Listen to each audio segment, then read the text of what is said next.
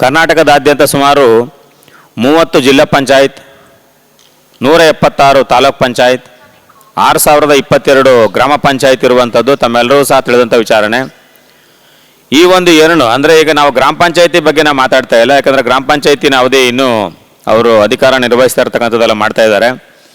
ನಾವು ಇವತ್ತು ಇಟ್ಕೊಂಡಿರ್ತಕ್ಕಂಥದ್ದು ಜಿಲ್ಲಾ ಪಂಚಾಯತಿ, ತಾಲೂಕ್ ಪಂಚಾಯತಿ ಮತ್ತು ಪುರಸಭೆ, ನಗರಸಭೆ, ಪಟ್ಟಣ ಪಂಚಾಯತಿ ಮತ್ತು ಮೈಸೂರು ಮಹಾನಗರ ಪಾಲಿಕೆ ಸೇರಿದಂಗೆ ಹಲವಾರು ಮಹಾನಗರ ಪಾಲಿಕೆ ಚುನಾವಣೆಗಳಿರ್ಬೋದು ಮತ್ತು ಬೆಂಗಳೂರಿನ BBMP ಚುನಾವಣೆಗಳಿರ್ಬೋದು. ಈ ಚುನಾವಣೆಗಳ ಸಂಬಂಧಪಟ್ಟ ಹಾಗೆ ಸರ್ಕಾರ ಯಾವುದೇ ಒಂದು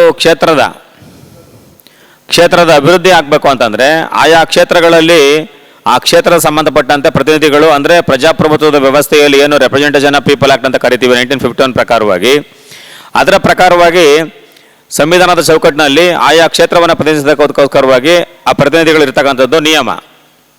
ಆದರೆ ಈಗ TP-ZP ಬಗ್ಗೆ ಮೊದಲು ಮಾತಾಡೋದಾದರೆ TP-ZP ಎಲೆಕ್ಷನ್ ಆಗಿ 2016 ಆಜುಬಾಜು ಆಗಿರ್ತಕ್ಕಂಥದ್ದು ಅಂತ ಅನಿಸುತ್ತೆ. ಅಂದರೆ 5 ವರ್ಷ ಕಂಪ್ಲೀಟ್ ಆಗಿ ಸುಮಾರು 4-4.5 ವರ್ಷ ಕಳೀತಾ ಬಂದಿದ್ರು ಕೂಡ ಚುನಾವಣೆಗಳನ್ನು ಮಾಡದೆ ಸುಮ್ಮನೆ ಒಂದು, ಅಂದರೆ ಎಲೆಕ್ಷನ್ ಕಮಿಷನ್ ಸಂಬಂಧಪಟ್ಟಂಗೆ ಈಗ ಹಲವಾರು ನಮ್ಮ ಖಾಸಗಿ ದೂರುಗಳು ಸಂಬಂಧಪಟ್ಟಂಗೆ ಮಾನ್ಯ ಹೈಕೋರ್ಟ್ನಲ್ಲಿ ರಿಟ್ ಪಿಟಿಷನ್ಗಳನ್ನು ಬಿದ್ದ ಸಂದರ್ಭದಲ್ಲಿ ಹೈಕೋರ್ಟು ಸಹ ಮಾನ್ಯ ಸರ್ಕಾರಕ್ಕೆ ಎಚ್ಚರಿಕೆಯನ್ನು ಕೊಡ್ತಕ್ಕಂಥ ಕೆಲಸವನ್ನು ಎರಡು ಬಾರಿ ಮಾಡಿದ್ದಾರೆ.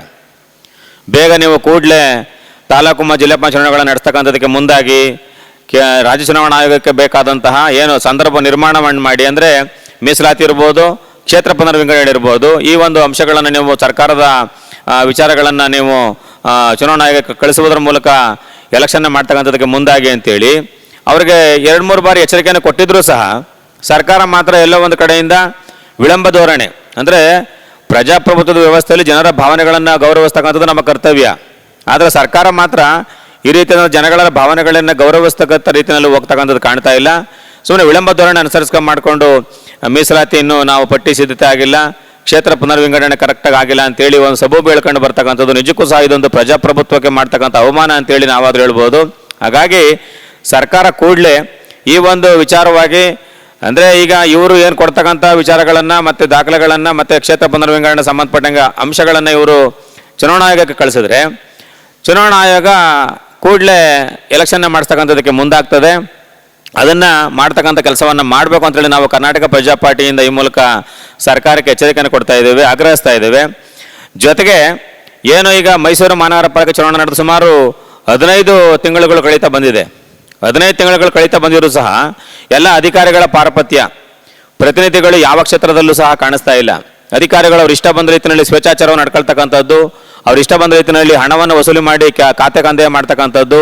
ಈಗ ತಾವು ನೋಡ್ತಾ ಇರ್ಬೋದು ಮೈಸೂರು ನಗರದಲ್ಲಿ ಸರ್ಕಾರದ ಏನು ಅಭಿಯಾನ ಇದೆ, ಬಿ ಖಾತೆ ಈ ಖಾತಾ ಅಂತೇಳಿ ಅಭಿಯಾನ ಪ್ರಾರಂಭ ಮಾಡಿದ್ದಾರೆ. ಆ ಒಂದು ಖಾತೆನಲ್ಲಿ ಸುಮಾರು ಜನರು ಮಾತಾಡ್ತಾರೆ, ಸುಮಾರು 25, 30, 50 ಸಾವಿರ ಲಂಚವನ್ನು ಪಡ್ಕೊಂಡು ಒಂದು ಖಾತೆಗಳನ್ನು ಕೊಡ್ತಕ್ಕಂಥದ್ದನ್ನು ಮಾಡ್ತಾ ಇದ್ದಾರೆ.